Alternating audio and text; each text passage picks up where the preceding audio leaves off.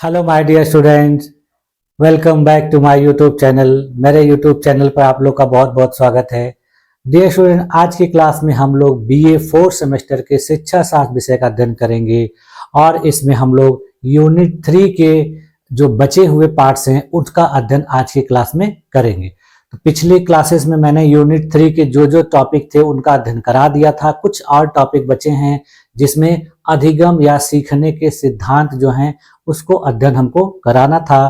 तो आज की क्लास में मैं अधिगम के सिद्धांतों का अध्ययन कराऊंगा, जिसमें से सबसे पहला जो अधिगम का सिद्धांत है थॉर्नडाइक नामक मनोवैज्ञानिक के द्वारा प्रतिपादित किया गया प्रयत्न और भूल का सिद्धांत। इसे प्रयास एवं त्रुटि या ट्रायल एंड एरर थ्योरी के नाम से भी जाना जाता है। तो आइए चलिए देखा जाए कि एडवर्ड एल थॉर्नडाइक के द्वारा दिया गया यह सिद्धांत क्या है और इस सिद्धांत की शिक्षा में क्या उपयोगिता है। उन्होंने अपने इस सिद्धांत को किस प्रकार से प्रयोग करके प्रतिपादित किया और उसको प्रमाणित किया। हमारे वर्तमान जीवन में इस सिद्धांत की क्या उपयोगिता है, स्टूडेंट को, टीचर्स को इस सिद्धांत का उपयोग कैसे करना चाहिए। तो चलिए आइए देखते हैं। चलिए देखिए, आज के देखिए जो टॉपिक का नाम है वो अधिगम के सिद्धांत यानी थ्योरीज ऑफ लर्निंग। इसको हम लोग सीखने के सिद्धांत भी कहते हैं। तो देखिए इन सिद्धांतों की उत्पत्ति कहाँ से, इन सिद्धांतों के बारे में हमें जानकारी कहाँ से मिलती है। तो देखिए हिलगार्ड नामक एक मनोवैज्ञानिक थे जिन्होंने अपनी पुस्तक थ्योरीज ऑफ लर्निंग में 10 से भी अधिक सीखने के सिद्धांतों का वर्णन किया है। यानी हिलगार्ड नामक मनोवैज्ञानिक ने एक पुस्तक लिखी थी और उसी पुस्तक में 10 से ज्यादा सीखने के सिद्धांतों के बारे में उन्होंने लिखा था। इन सिद्धांतों के संबंध में यह निश्चित करना कठिन है कि कौन सा सिद्धांत ठीक और कौन सा गलत है। यानी ये 10 सिद्धांत ऐसे हैं जिसमें से पूरी तरह से निश्चय रूप से नहीं कहा जा सकता कि कौन सा सिद्धांत सही है और कौन सा गलत है। इसके विषय में देखिए फ्रेंसन नामक मनोवैज्ञानिक ने लिखा है कि सिद्धांत न तो ठीक होते हैं और न ही गलत, वे केवल कुछ विशेष कार्यों के लिए कम या अधिक लाभप्रद होते हैं। यानी उन्होंने कहा कि कोई भी सिद्धांत सही और गलत नहीं होता है, बस कुछ काम के लिए वो लाभप्रद होता है और कुछ सिद्धांत किसी काम में लाभप्रद नहीं होता है, या किसी किसी काम में वो अधिक लाभप्रद होता है, किसी में कम लाभप्रद। तो इस कथन को ध्यान में रखकर हम सीखने के अधिक लाभप्रद कुछ सिद्धांतों का वर्णन कर रहे हैं। यानी इस कथन के आधार पर हम सीखने के जो सबसे लाभदायक सिद्धांत हैं वो लाभदायक सिद्धांत मेनली 4 प्रकार के हैं जो 4 मनोवैज्ञानिकों के द्वारा दिए गए थे। जिसमें सबसे पहला है एडवर्ड एल थॉर्नडाइक के द्वारा दिया गया सीखने का सिद्धांत, जिसको ट्रायल एंड एरर थ्योरी के नाम से भी जाना जाता है। उसी प्रकार से संबंध प्रतिक्रिया सिद्धांत देखिए पावलोव नामक मनोवैज्ञानिक के द्वारा दिया गया था, इसको कंडीशनड रिस्पांस थ्योरी के नाम से जाना जाता है। उसके बाद देखिए जो अगला सिद्धांत स्किनर के द्वारा दिया गया था और इस सिद्धांत का नाम है स्किनर्स थ्योरी ऑफ लर्निंग। और जो चौथा सिद्धांत है वो है सूझ का सिद्धांत यानी इनसाइट थ्योरी। इन्हीं सिद्धांतों को देखिए कुछ अलग नामों से भी बुलाया जाता है, जिसमें इनको 3 वर्गों में विभाजित करके इनका नामकरण किया जाता है। जिसमें देखिए जो पहला सिद्धांत है उसको अनुसरणवाद या एसोसिएशनल थ्योरी के नाम से जाना जाता है या अनुबंधन सिद्धांत के नाम से आता है। जो तीसरा सिद्धांत है उसको संकेत प्रतिक्रिया स्टिमुलस रिस्पांस या व्यवहारवादी सिद्धांत के नाम से जाना जाता है। और जो अगला सिद्धांत है उसको संज्ञानात्मक कॉग्निटिव या गेस्टाल्ट थ्योरी के नाम से जाना जाता है। तो इन सिद्धांतों को 3 प्रमुख भागों में विभाजित किया गया है। व्यवहारवादी सिद्धांत हमें पुनर्बलन और अनुबंधन पर ध्यान देने के लिए कहते हैं, जबकि संज्ञानात्मक सिद्धांत सीखने की आंतरिक प्रक्रियाओं को महत्व देते हैं। प्रत्येक सिद्धांत की अपनी भूमिका होती है और इन्हें शिक्षण प्रक्रिया में मिलाकर प्रयोग करना सबसे प्रभावी होता है। यानी ये जितने भी सिद्धांत हैं सब महत्वपूर्ण होते हैं, किसी एक का उपयोग न करके बल्कि हम जरूरत के अनुसार हर सिद्धांत का समय अनुसार उपयोग करेंगे तो शिक्षण और प्रशिक्षण प्रक्रिया बहुत बेहतर बनाई जा सकती है। ठीक है, तो चलिए अब हम लोग देखते हैं जो आज का सिद्धांत हम लोग को पढ़ना है एडवर्ड एल थॉर्नडाइक के द्वारा दिया गया प्रयास और त्रुटि का सिद्धांत, Thorndike trial and error theory. तो देखिए, एडवर्ड एल थॉर्नडाइक एक प्रसिद्ध व्यवहारवादी मनोवैज्ञानिक थे जिन्होंने प्रयास और त्रुटि सिद्धांत की व्याख्या की है। इन्होंने 1913 में प्रकाशित होने वाली अपनी पुस्तक शिक्षा मनोविज्ञान यानी एजुकेशनल साइकोलॉजी में सीखने का यह नवीन सिद्धांत प्रतिपादित किया। यानी इन्होंने अपनी एक पुस्तक लिखी और उसी पुस्तक में इस सिद्धांत को प्रतिपादित किया था। उनकी पुस्तक का नाम था एजुकेशनल साइकोलॉजी। देखिए, इस सिद्धांत को विभिन्न नामों से पुकारा जाता है। जो नाम देखिए कौन कौन से हैं। इसको देखिए थॉर्नडाइक कनेक्शनिज्म थ्योरी के नाम से जाना जाता है, यानी थॉर्नडाइक का संबंधवाद सिद्धांत। उसी प्रकार से इसको देखिए कनेक्शनिस्ट थ्योरी यानी संबंधवाद का सिद्धांत कहा जाता है। स्टिमुलस रिस्पॉन्स एसआर थ्योरी यानी उद्दीपन प्रतिक्रिया सिद्धांत कहा जाता है। बॉन्ड थ्योरी ऑफ लर्निंग यानी सीखने का संबंध सिद्धांत कहा जाता है, या फिर ट्रायल एंड एरर लर्निंग यानी प्रयत्न एवं भूल का सिद्धांत भी इसे कहा जाता है। यानी इसके कई नाम हैं। इस सिद्धांत का देखिए अर्थ क्या होता है। जब व्यक्ति कोई कार्य सीखता है तब उसके सामने एक विशेष स्थिति या उद्दीपक जिसको स्टिमुलस कहा जाता है वो उपस्थित होता है और उसे एक विशेष प्रकार की प्रतिक्रिया करने के लिए प्रेरित करता है। इसमें देखिए बताया जा रहा है, यह सिद्धांत यही बताता है कि जब हम कोई कार्य करना चाहते हैं या कर रहे हैं तो हमारे सामने जैसी स्थिति होती है हम उसी के अनुसार कार्य करते हैं और वो जो स्थिति होती है वही स्थिति स्टिमुलस कहलाती है। यानी स्थिति के अनुसार जब हम कार्य करते हैं, कोई अनुक्रिया करते हैं, कोई प्रतिक्रिया करते हैं, तो यही सिद्धांत यह बता रहा है। देखिए, इस प्रकार एक विशिष्ट उद्दीपक का एक विशिष्ट प्रतिक्रिया से संबंध स्थापित हो जाता है जिसे उद्दीपक प्रतिक्रिया संबंध या एसआर बॉन्ड द्वारा व्यक्त किया जाता है। यानी जैसी स्थिति, जैसी सिचुएशन, जैसा स्टिमुलस, उसी प्रकार की अनुक्रिया, प्रतिक्रिया या रिएक्शन।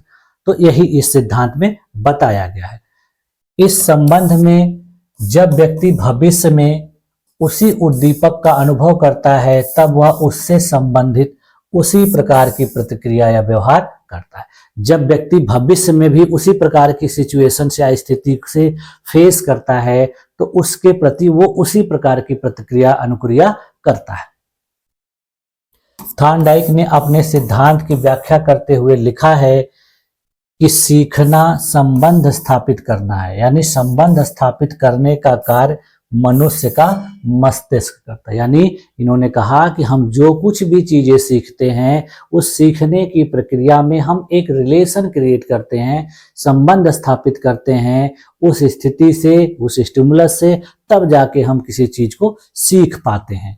और उन्होंने कहा कि यह जो संबंध स्थापित करने का कार्य होता है वो हमारे मस्तिष्क की सहायता से होता है। इस सिद्धांत के अनुसार कोई भी नया कार्य सीखने के लिए व्यक्ति कई बार प्रयास करता है और गलतियों से सीखता है।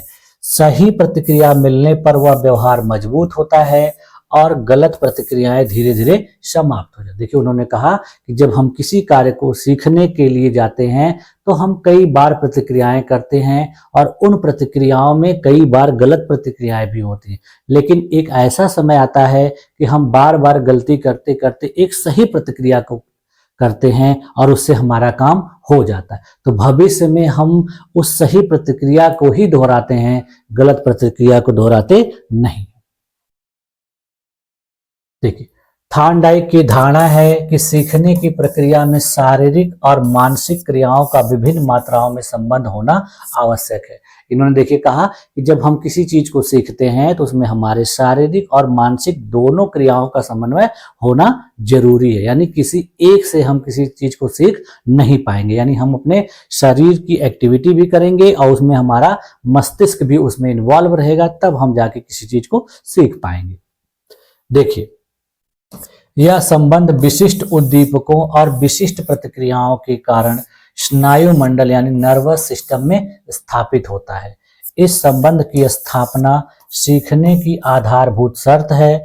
यह संबंध अनेक प्रकार का हो सकता है। यानी यह सिद्धांत बताता है कि सीखने के कई प्रकार हो सकते हैं और इसके लिए अनेक प्रकार के संबंध भी स्थापित हो सकते हैं। देखिए, इस पर प्रकाश डालते हुए एक और मनोवैज्ञानिक बिगी एवं हंट ने लिखा है कि सीखने की प्रक्रिया में किसी मानसिक क्रिया का शारीरिक क्रिया से, शारीरिक क्रिया का मानसिक क्रिया से या फिर मानसिक क्रिया का मानसिक क्रिया से तथा शारीरिक क्रिया का शारीरिक क्रिया से संबंध होना आवश्यक है। यानी देखिए, एक अन्य मनोवैज्ञानिक ने कहा कि हम किसी कार्य को सीखने के लिए जब जाते हैं तो हमारे शारीरिक और मानसिक क्रिया का समन्वय हो सकता है, या मानसिक शारीरिक क्रिया का समन्वय हो सकता है, या शारीरिक से शारीरिक का हो सकता है, या मानसिक से मानसिक का हो सकता है, लेकिन समन्वय होना बहुत जरूरी है। अब देखिए, ये जो थॉर्नडाइक का प्रयोग है इसको हम लोग देख लेते हैं। यानी थॉर्नडाइक ने अपने इस सिद्धांत को किस प्रकार से प्रयोग करके दिखाया था। तो देखिए, थॉर्नडाइक ने अपना यह प्रयोग करने के लिए एक भूखी बिल्ली को लिया था और उसको उन्होंने एक पहेली बॉक्स, पजल बॉक्स में बंद कर दिया। देखिए, ये बॉक्स है, इस बॉक्स में देखिए इस बिल्ली को बंद कर दिया गया। देखिए, यहाँ पर एक लीवर लगा हुआ है और जैसे ही बिल्ली इस पर पैर पड़ेगा तो वो दरवाजा ये देखिए खुल जाएगा और इसी दरवाजे के बाहर उन्होंने भोजन का टुकड़ा रखा हुआ था। कुछ कुछ प्रयोग में कहा जाता है कि मछली का टुकड़ा रखा गया था, कुछ प्रयोग में कहा जाता है कि मांस के टुकड़े रखे गए थे। तो इससे मतलब नहीं होता है, बस ये मतलब होना चाहिए कि उस बिल्ली के लिए जो टारगेट था, यानी भोजन था। भोजन क्यों टारगेट था? क्योंकि बिल्ली को भूख लगी हुई थी। तो भूख लगने की वजह से उस भोजन को प्राप्त करने के लिए वो बार बार उस पिंजरे में कूदती है। तो इस प्रयोग को देखिए इन्होंने इसी बॉक्स के माध्यम से किया था। देखिए, इस प्रयोग की प्रक्रिया क्या थी। सबसे पहले देखिए, थॉर्नडाइक ने एक भूखी बिल्ली को लकड़ी के पिंजरे में रखा जिसमें एक लीवर लगा था। पिंजरे के बाहर भोजन रखा गया। बिल्ली को बाहर निकलने के लिए लीवर को दबाना था जिससे दरवाजा खुल जाता, यानी बिल्ली तभी बाहर निकल सकती थी जब वो लीवर दबेगा और दरवाजा खुलेगा। शुरुआत में बिल्ली देखिए कई त्रुटिपूर्ण प्रतिक्रियाएं करती है, जैसे पंजे मारना, इधर उधर घूमना आदि। देखिए, बिल्ली बार बार इधर उधर घूमती है, जहां तहां पंजे मारती है, लेकिन उसका कोई प्रभाव नहीं पड़ता है। इसी प्रक्रिया में देखिए अचानक संयोग से बिल्ली के पैर से लीवर दब जाता है और बाहर निकलकर भोजन प्राप्त कर लेती है। इसी प्रक्रिया में वो अचानक, उसको पता नहीं रहता है, वो उछलते कूदती रहती है इधर उधर, लेकिन अचानक उसका पैर उस लीवर पे पड़ता है और जैसे दरवाजा खुलता है तो बाहर निकल के उस भोजन को प्राप्त कर लेती है। अगली बार बिल्ली ने पहले की अपेक्षा कम प्रयास और त्रुटियों के साथ सही उत्तर खोज लिया। फिर उन्होंने उसको बंद कर दिया उस पिंजरे में और देखा कि इस बार बिल्ली क्या करती है। तो इस बार उन्होंने देखा कि पहले की अपेक्षा इस बार बिल्ली कम प्रयास में ही उस लीवर को दबा लेती है। तो यही प्रक्रिया उन्होंने बार बार दोहराई और अंत में उन्होंने देखा कि एक ऐसी सिचुएशन आई जब बिना किसी गलती के सीधा लीवर दबा। यानी एक लास्ट में ऐसी सिचुएशन आ गई कि बिल्ली बार बार प्रयास नहीं कर रही थी, बल्कि एक ही बार उस पर पैर रख रही थी और दरवाजा खुल जा रहा था, वो भोजन को प्राप्त कर ले रहे थे। तो देखिए, इस सिद्धांत से, इस प्रयोग से निष्कर्ष क्या निकल के आया कि प्रयास और त्रुटि के माध्यम से जीव सीखता है। यानी उन्होंने इससे निष्कर्ष निकाला और बताया कि प्रयास और त्रुटि के द्वारा ही व्यक्ति किसी चीज को सीखता है। सफल प्रयास की पुनरावृत्ति से सही व्यवहार मजबूत होता है और गलत प्रतिक्रियाएं धीरे धीरे समाप्त हो। यानी देखिए, जब व्यक्ति सफल व्यवहार करता है तो उसकी प्रतिक्रिया धीरे धीरे मजबूत हो जाती है और गलत व्यवहार धीरे धीरे कम हो जाता है। देखिए, इसी प्रकार देखिए उन्होंने कहा कि बिल्ली के समान बालक भी चलना सीखता है, जूते पहनना सीखता है, चम्मच से खाना आदि क्रियाएं सीखते हैं। आप लोग देखते होंगे घर पे बच्चे जो होते हैं शुरू शुरू में उनको जूता पहनने नहीं आता है, खाना खाने नहीं आता है, सही तरीके से चलना नहीं आता है, गिरते पड़ते हैं। तो वो प्रक्रिया वो बार बार करते हैं और उसके बाद देखिए उस चीज को सही तरीके से करना सीख जाते हैं। इसी प्रकार देखिए, जो वयस्क लोग भी होते हैं वो लोग देखिए ड्राइविंग सीखने के लिए टेनिस, क्रिकेट आदि खेलते हैं। फिर टाई की गांठ बांधना ये सब इसी सिद्धांत के अनुसार सीखा जाता है। यानी इन सारी क्रियाओं को करने के लिए बार बार प्रयास करना पड़ेगा और बार बार त्रुटि होगी और फिर बाद में वो त्रुटियां कम हो जाएंगी और व्यक्ति उस चीज को करना सीख जाएगा। तो इस प्रयोग के आधार पर देखिए थॉर्नडाइक ने 3 मुख्य नियम बताए हैं। वो 3 मुख्य नियम क्या है देख लीजिए। सबसे पहले उन्होंने कहा कि तत्परता का नियम, यानी लॉ ऑफ रेडीनेस। उन्होंने कहा कि यदि व्यक्ति सीखने के लिए मानसिक रूप से तैयार है तो वह जल्दी सीखता है। यानी उन्होंने कहा कि किसी कार्य को करने के लिए यदि व्यक्ति तत्पर है, उसकी इच्छा है उस कार्य को करने के लिए, तो उस काम को वो जल्दी सीख जाएगा। देखिए उदाहरण के लिए क्या उन्होंने बताया कि अगर बच्चा खेल के बजाय पढ़ाई में रुचि दिखा रहा है तो वह जल्दी सीख पाएगा। उन्होंने उदाहरण बताया यदि कोई बच्चा खेल से ज्यादा रुचि पढ़ाई में दिखा रहा है तो बहुत बेहतर तरीके से पढ़ाई करेगा। उसके बाद देखिए उन्होंने जो दूसरा नियम बताया वो बताया अभ्यास का नियम, यानी लॉ ऑफ एक्सरसाइज। उन्होंने कहा कि किसी कार्य को बार बार करने से वह मजबूत होता है और अभ्यास न करने से कमजोर हो जाता है। देखिए उन्होंने कहा कि किसी कार्य को जब हम बार बार करते हैं तो वह कार्य हमारा बहुत मजबूत हो जाता है, हमारी उसमें गलतियों की गुंजाइश बहुत कम रहती है।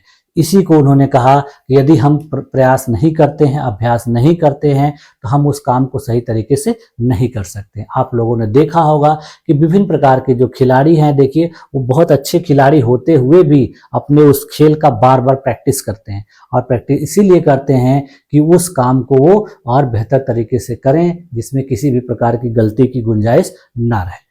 देखिए इसमें उदाहरण के लिए कि यदि कोई छात्र रोजाना गणित के सवाल हल करता है तो उसकी गणना शक्ति बढ़ती है। देखिए इसीलिए कहा जाता है कि मैथ की प्रैक्टिस बार बार करनी चाहिए, क्योंकि प्रैक्टिस करने से मैथ के सवाल गलत होने के चांसेस बहुत कम रहते हैं। उसके बाद देखिए उन्होंने जो तीसरा नियम बताया वो प्रभाव का नियम है, यानी लॉ ऑफ इफेक्ट। इसमें देखिए उन्होंने क्या कहा, यदि किसी व्यवहार का परिणाम सुखद होता है तो वह भविष्य में दोहराया जाता है और यदि परिणाम अप्रिय होता है तो वह व्यवहार कमजोर हो जाता है। देखिए इसमें इन्होंने बताया कि यदि हम किसी काम को करते हैं और उस काम को करने से हमें पॉजिटिव रिस्पांस मिलता है, यानी हमें खुशी होती है, हमारा फायदा होता है, तो हम उस काम को दोबारा करते हैं। यदि उस काम से हमको नुकसान हुआ, हमारा घाटा हुआ या हमको दुख हुआ, तो फिर उस काम को हम दोबारा नहीं करते हैं। तो इस चीज को उन्होंने बताया, इसको लॉ ऑफ इफेक्ट, यानी जिस काम से हमको पॉजिटिव रिस्पांस मिलेगा उस काम को हम दोबारा करेंगे और जिस काम से हमको नेगेटिव रिस्पांस मिलेगा उस काम को करना नहीं चाहेंगे। तो ये था उनका प्रभाव का नियम।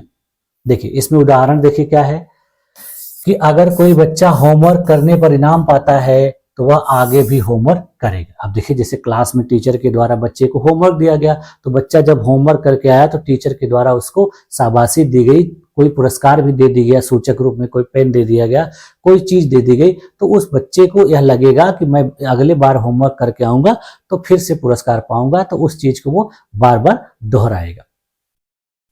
अब देखिए इसके अलावा उन्होंने कुछ अन्य सहायक नियम भी दिए थे, जो देखिए क्या क्या है। इसमें देखिए उन्होंने एक सहायक नियम दिया बहु प्रतिक्रिया का नियम, यानी लॉ ऑफ मल्टीपल रिस्पॉन्स। इस नियम का अभिप्राय यह है कि जब हम कोई नया कार्य करना सीखते हैं तब हम उसके प्रति अनेक और विभिन्न प्रकार की प्रतिक्रियाएं करते हैं। देखिए उन्होंने कहा कि हम किसी कार्य को जब पहली बार करना शुरू करते हैं तो उस कार्य को करने के लिए हम विभिन्न प्रकार की प्रतिक्रियाएं करते हैं। इसको देखिए दूसरे शब्दों में कहा जा सकता है कि हम विविध प्रकार के उपायों और विधियों का प्रयोग करके उस कार्य में सफलता प्राप्त करने का प्रयास करते हैं। देखिए हमको जब कोई काम दिया जाता है तो हम उस काम को करने के लिए बहुत ट्राई करते हैं, विभिन्न प्रकार के मेथड्स को प्रयोग करते हैं कि हमारा वह काम हो जाए। उसके बाद देखिए कुछ समय तक प्रयत्न करने के बाद हमें उस कार्य को करने की ठीक विधि या उपाय मालूम हो जाए। देखिए जब थोड़ी देर के बाद हमको उस कार्य को करने के लिए जो सबसे सही मेथड होता है वो पता चल जाता है और फिर उस मेथड का उपयोग करके हम उस कार्य को कर लेते हैं। तो प्रयत्न और भूल द्वारा सीखने का सिद्धांत इसी नियम पर आधारित है। उसके बाद देखिए अगला उन्होंने नियम क्या बताया, मनोवृत्ति का नियम, यानी लॉ ऑफ डिस्पोजिशन। इस नियम का तात्पर्य यह है कि जिस कार्य के प्रति हमारी जैसी अभिवृत्ति या मनोवृत्ति होती है उसी अनुपात में हम उसको सीखते हैं। यानी इन्होंने कहा कि जिस कार्य को करने के लिए हमारी अभिवृत्ति, मनोवृत्ति जिस प्रकार की होगी, यदि हमारा उस काम को करने का मन है, इच्छा है, तब तो उस काम को हम बेहतर तरीके से करेंगे, बहुत अच्छा करेंगे। यदि मन नहीं है, आधे मन से कर रहे हैं, तो काम उसी अनुपात में होगा, यानी आधा अधूरा ही होगा। देखिए, उन्होंने कहा कि यदि हम मानसिक रूप से किसी कार्य को करने के लिए तैयार नहीं हैं, तो या तो हम उसे करने में असफल होते हैं, या अनेक त्रुटियां करते हैं, या बहुत विलंब से करते हैं। देखिए, वह भी मैंने बताया कि जब हम किसी कार्य को मानसिक रूप से करना नहीं चाहते हैं, हमारी इच्छा ही नहीं है, तो या तो हम उस काम को गलत करेंगे, या आधा अधूरा करेंगे, या बहुत देर से करेंगे। यही कारण है कि देखिए, शिक्षक प्रेरणा देकर बालकों को नवीन ज्ञान को ग्रहण करने के लिए मानसिक रूप से तैयार। देखिए, यही कारण होता है कि क्लास में टीचर सबसे पहले बच्चों को मेंटली प्रिपेयर करता है, उनको अपने पढ़ाए जाने वाले विषय के प्रति जागरूक करता है, उनको एक्साइटेड करता है, तब जाके उनको पढ़ाना शुरू करता है, और फिर वो बेहतर तरीके से उस चीज को ध्यान से सुनते हैं और सीखते हैं। इसके बाद देखिए, आंशिक क्रिया का नियम इन्होंने बनाया, जिसको लॉ ऑफ पार्शियल एक्टिविटी के नाम से जाना जाता है। इस नियम के अनुसार देखिए, करके हम जिस कार्य को करना चाहते हैं उसे छोटे छोटे अंगों या भागों में विभाजित कर लेते हैं। देखिए, इस नियम में इन्होंने बताया कि हम यदि किसी काम को करने जाते हैं, तो हम उस काम को छोटे छोटे भागों में बांट लेते हैं, और फिर इस काम को एक एक करके सरल और सुविधाजनक तरीके से कर लेते हैं, जिससे हमारा यह काम देखिए शीघ्रता और सुगमता से पूरा हो जाता है। इस नियम पर अंश से पूर्ण की ओर का शिक्षण का सिद्धांत आधारित किया जाता है। शिक्षक अपनी संपूर्ण विषय सामग्री को छोटे छोटे खंडों में विभाजित करके छात्रों के समक्ष प्रस्तुत करता है। देखिए, यदि किसी टीचर को क्लास में कोई चैप्टर पढ़ाना हो, ये वो चैप्टर बड़ा हो, तो उस चैप्टर को वो कई खंडों में बांट देता है, और फिर प्रत्येक खंड को एकदम सही तरीके से पूर्ण रूप से पढ़ाते हुए उस पूरे पाठ को कई भागों में करके कई दिनों में कंप्लीट कर लेता है, जिससे बच्चों को किसी भी प्रकार की समस्या सीखने में नहीं आती है। अगला है देखिए, आत्मीकरण का नियम, यानी लॉ ऑफ एसिमिलेशन। इस नियम का अभिप्राय यह है कि हम जो भी नया ज्ञान प्राप्त करते हैं उसका आत्मीकरण कर लेते हैं और उसे आत्मसात कर लेते हैं। देखिए, यह नियम बताता है कि हम जो कुछ भी नया चीज सीखते हैं उसको अपने मस्तिष्क में आत्मसात कर लेते हैं, अपने हृदय में आत्मसात कर लेते हैं, जिससे वह दोबारा हमसे भूलता नहीं है। देखिए, दूसरे शब्दों में इसको क्या कहा जा सकता है कि हम नवीन ज्ञान को अपने पूर्व ज्ञान का स्थायी अंग बना लेते हैं। यानी यही कारण है कि जब शिक्षक बालक को कोई नई बात सिखाता है, तब उसका पहले हुई सीखी बात से संबंध स्थापित कर देता है। देखिए, इसमें यह होता है कि जब शिक्षक किसी बालक को कोई टॉपिक बताता है, तो वो पहले बताए गए टॉपिक से रिलेट करके ही उसको उस चीज को बताएगा, तो वो नया वाला जो टॉपिक है पहले वाले टॉपिक से संबंधित हो जाएगा, रिलेट हो जाएगा, और फिर उस चीज को उससे वो जोड़ के पढ़ेगा, समझेगा, फिर भविष्य में उसको कभी भूलेगा नहीं। इसीलिए देखिए, बच्चों को व्यवहारिक उदाहरण दिए जाते हैं पढ़ाते समय, जिससे वो व्यवहारिक समस्याओं को आसानी से समझ जाएं और वो अपने जीवन में उन सब चीजों का इस्तेमाल करते रहते हैं, अपने घर में, रास्ते में आते जाते, तो जिससे उस चीजों को भूलते नहीं। अगला है देखिए, संबंधित परिवर्तन का नियम, यानी लॉ ऑफ एसोसिएटिव शिफ्टिंग। इस नियम का अभिप्राय है कि पहले कभी की गई क्रिया को उसी के समान दूसरी परिस्थिति में उसी प्रकार करना। इसका मतलब है कि हमने पहले यदि कोई क्रिया किसी तरीके से की है, तो बाद में उसी तरीके से किसी दूसरी क्रिया को भी करते हैं। इसमें देखिए, क्रिया का स्वरूप तो वही रहता है, पर परिस्थिति में परिवर्तन हो जाता है। देखिए, इसमें क्रिया का जो स्वरूप है वो उसी प्रकार का होता है, लेकिन सिचुएशंस बदल जाती है। देखिए, इसमें होता क्या है, इसका उदाहरण देखिए, यदि जैसे मान लीजिए कि कोई माँ है, उसका बच्चा अगर मर गया किसी वजह से, तो वह माँ उसके वस्तुओं को उसी प्रकार सीने से लगाती है जिस प्रकार वह अपने बच्चे को लगाती है। देखिए, वो बच्चे को भी सीने पे लगाती थी, और वो बच्चा वो जो जो वस्तुओं को इस्तेमाल करता था, तो वो वस्तुएं उसके पास पड़ी रहती हैं, तो उस बच्चे को याद करके वह माँ उसके इस्तेमाल की गई चीजों को सीने से लगा के रोती है। तो ये देखिए, दिखाता है कि हम जो कार्य पहले करते थे दूसरी परिस्थिति में भी वही कर रहे हैं, लेकिन परिस्थिति में क्या है, बदलाव है। उसी प्रकार से देखिए, यदि कोई प्रेमिका है, अनुपस्थिति में प्रेमी उसके चित्र से उसी प्रकार से बातें करता है जिस प्रकार वह उससे करता था। यानी देखिए, मान लीजिए दो प्रेमी प्रेमिका हैं, यदि एक दूसरा कोई दूर है तो वो उसकी याद में उसकी वस्तुओं को अपने सीने से लगाकर उसको याद कर। अगला है देखिए, उद्देश्य का नियम, लॉ ऑफ पर्पज। इस नियम का अर्थ है कि यदि कोई कार्य हमारे उद्देश्य को पूरा करता है तो हम उसे शीघ्र ही सीख लें। ये देखिए, ये सिद्धांत ये बताता है कि यदि हम किसी कार्य को कर रहे हैं और उससे हमारा उद्देश्य पूर्ण हो रहा है, यानी हमको जिस चीज की जरूरत है वो चीज हमको उस कार्य को करने से हो जा रही है, तो हम उस कार्य को बहुत जल्दी कर लेते हैं। देखिए, रायबर्ग नामक मनोवैज्ञानिक ने कहा है कि व्यक्ति का किसी कार्य को करने का उद्देश्य जितना अधिक प्रबल होता है उतना ही अधिक उसमें उस कार्य को करने की तत्परता होती है। देखिए, इन्होंने कहा कि हमको यदि किसी कार्य को करना है और हमारा उद्देश्य उसमें बहुत स्पष्ट दिख रहा है तो हम उस कार्य को बहुत जल्दी करेंगे और बहुत अच्छे तरीके से करेंगे। अगला है देखिए, परिपक्वता का नियम, यानी लॉ ऑफ मैच्योरेशन। इस नियम का सार यह है कि हम किसी बात को तभी सीख सकते हैं जब हम में उसे सीखने की शारीरिक और मानसिक परिपक्वता होती है। यानी देखिए, यह बता रहा है इस नियम कि यदि किसी बच्चे को कोई कार्य सिखाया जा रहा है, यदि कार्य उसके शारीरिक और मानसिक सिचुएशंस के अकॉर्डिंग है तभी उसको कर पाएगा। यदि मान लीजिए किसी 1 साल के बच्चे को अगर कह दिया जाए कि साइकिल चलाए या अच्छे तरीके से लिखे, वो नहीं कर पाएगा। क्यों? क्योंकि वो उसके शारीरिक और मानसिक क्षमता के बाहर की चीज है। देखिए, 10 वर्ष के बालक को नक्षत्र विज्ञान की शिक्षा देना व्यर्थ है।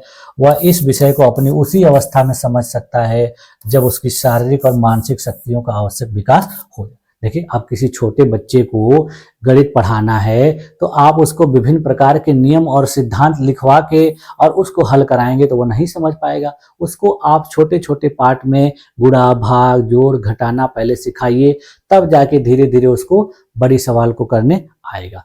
तो उसी प्रकार से इसमें बताया जा रहा है कि किसी छोटे बालक को नक्षत्र विज्ञान आप पढ़ाने लगेंगे तो उसको समझ में नहीं आएगा।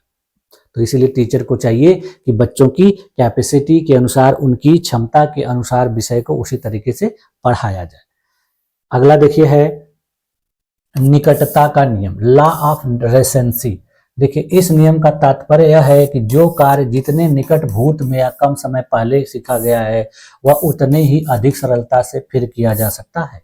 देखिए, इस नियम में बताया जा रहा है कि यदि कार्य कोई हाल फिलहाल में किया गया है और कुछ कार्य बहुत पहले किया गया है, तो जो कार्य हाल फिलहाल में किया गया रहेगा उसको जब हम दोबारा करने जाएंगे तो बहुत आसानी से कर लेंगे, और कोई कार्य बहुत पहले किया गया रहेगा तो उसमें थोड़ी बहुत चीज भूल सकते हैं, यानी वो कार्य पूरी तरह से सही नहीं हो पाता है। अगला है देखिए, अभ्यास वितरण का नियम, यानी law of distribution of practice. देखिए, यह नियम हमें बताता है कि किसी कार्य को लगातार सीखने के बजाय कुछ कुछ समय के बाद थोड़ी थोड़ी देर में सीखना अधिक अच्छा है। देखिए, यह नियम बता रहा है कि यदि हमको किसी कार्य को सीखना है और वह कार्य बहुत बड़ा है तो हम उसको एक ही दिन में इकट्ठा न सीख के बल्कि थोड़ा थोड़ा चीज बारी बारी से सीखेंगे तो उस कार्य को अच्छे तरीके से सीख लेंगे और हमें थकावट भी नहीं होगी और भूलने के चांसेस भी नहीं रहेंगे। देखिए, इसके लिए देखिए, डगलस एवं हॉलैंड नामक मनोवैज्ञानिक ने क्या कहा है कि यदि हमको किसी कार्य को एक दिन में या 60 या 80 मिनट तक लगातार अभ्यास न करके सीखा जाए बल्कि 4 दिन तक रोज उसका 15-15 मिनट अभ्यास किया जाए तो वह अधिक बेहतर तरीके से सीख सकते। देखिए, इन्होंने कहा यदि किसी व्यक्ति को कोई कार्य सीखना है और वह एक ही दिन में 60 या 80 मिनट न सीखे बल्कि उसको 15 या 20 मिनट करके 4 दिन में थोड़ा थोड़ा सीखे तो उसको बेहतर तरीके से सीख जाएगा और वह कार्य उसको करने में भारी भी नहीं लगेगा। अगला देखिए, उन्होंने बताया बहुअधिगम का नियम, यानी लॉ ऑफ मल्टीपल लर्निंग।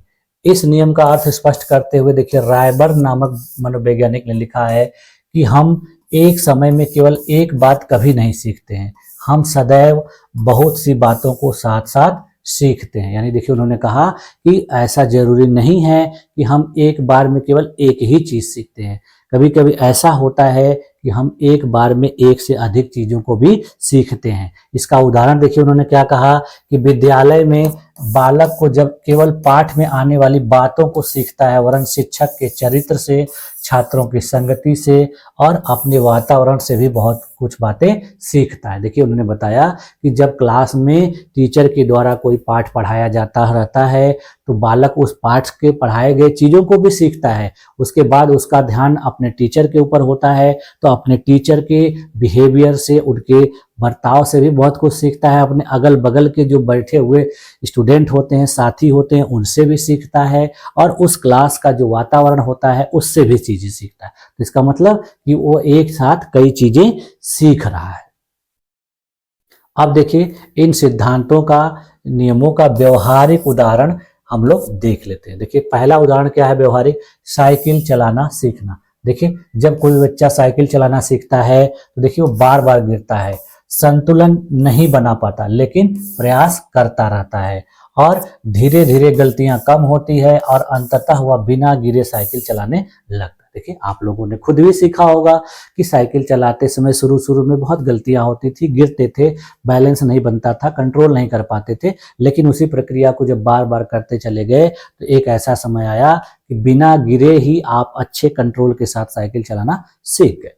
उसी प्रकार से देखिए, दूसरा है गणित के सवाल हल करना। एक छात्र शुरुआत में गलत उत्तर लिखता है, लेकिन प्रयास करता रहता है और फिर समय के साथ साथ वह सही विधि सीख जाता है और त्रुटियां कम होती हैं। देखिए, कोई स्टूडेंट मैथ हल करता है तो मैथ हल करते समय उससे बहुत गलतियां होती हैं, बार बार गलतियां करता है, लेकिन उस गलतियों को वो जब बार बार प्रैक्टिस करेगा तो धीरे धीरे कम कर देगा और एक ऐसा समय आएगा कि उस सवाल में वो गलती नहीं करेगा।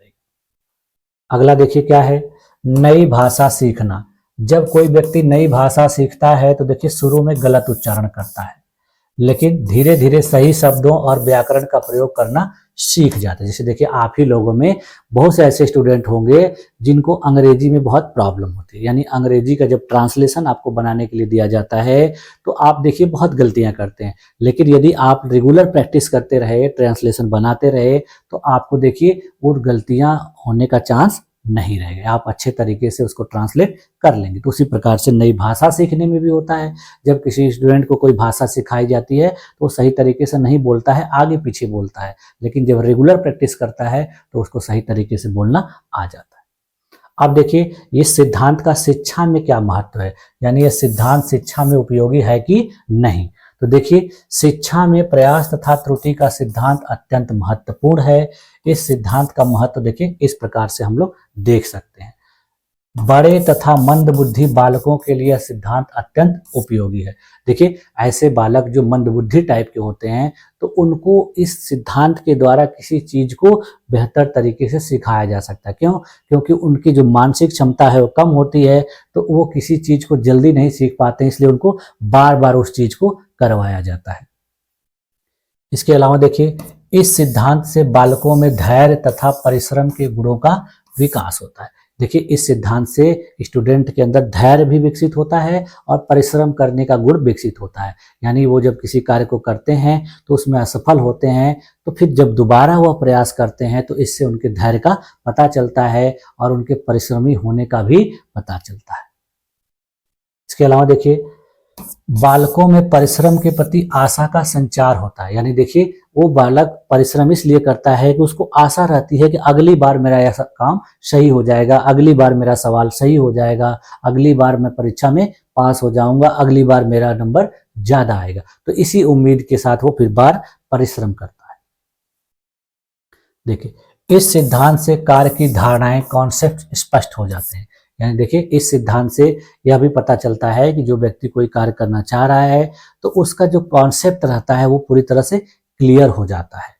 अनुभवों का लाभ उठाने की क्षमता का विकास होता है। इससे देखिए, जब बालक किसी कार्य को बार बार करता है तो वो बेहतर तरीके से सीख जाता है और फिर उसी सीखे गए चीज का उपयोग अनुभव के रूप में भविष्य में करता है। जैसे देखिए, यदि किसी स्टूडेंट को टाइपिंग सीखनी है, उसको अंग्रेजी में अच्छे से टाइपिंग आती है, तो फिर वो अंग्रेजी टाइपिंग का ही उपयोग करके हिंदी टाइपिंग को भी कर लेता है। बस अंतर यह रहता है कि उसकी स्पीड थोड़ी बहुत कम रहती है, लेकिन फिर प्रैक्टिस करने के बाद वो उस स्पीड को भी मेंटेन कर लेता है।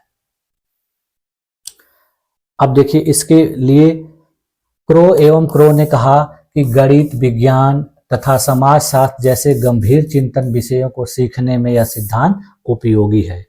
इसके अलावा देखिए, गैरिसन व अन्य के अनुसार इस सिद्धांत का सीखने की प्रक्रिया में विशेष महत्व है। समस्या समाधान पर यह बल देता है।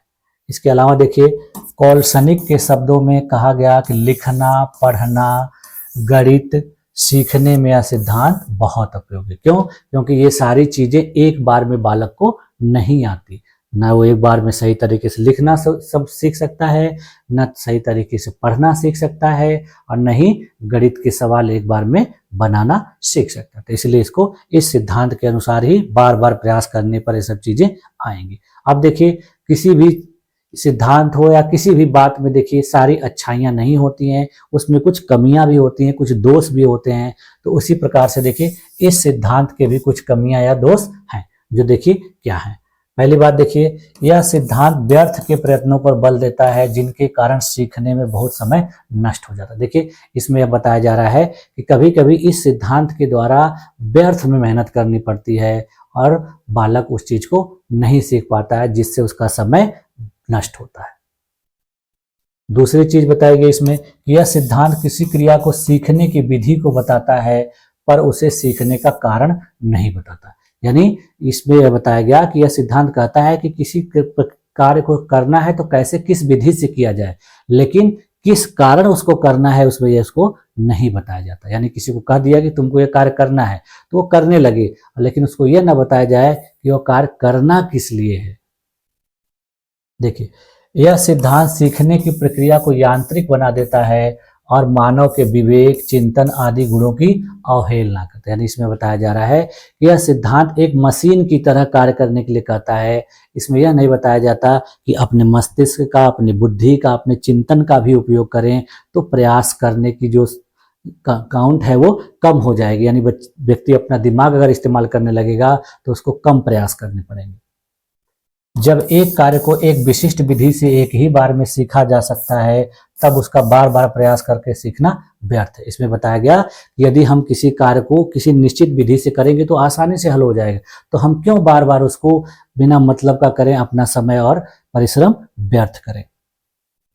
इस सिद्धांत के संबंध में देखिए, स्किनर ने भी लिखा है कि लगभग आधी शताब्दी तक संबंधवाद का सिद्धांत विद्यालय के अभ्यास में प्रमुख स्थान था, पर अब इसे अन्य सिद्धांतों की रोशनी में सुधारा जा रहा है। देखिए, इन्होंने कहा कि जब यह सिद्धांत आया था तो लगभग आधी शताब्दी यानी 50 वर्षों तक इसी सिद्धांत का अनुसरण किया जाता रहा।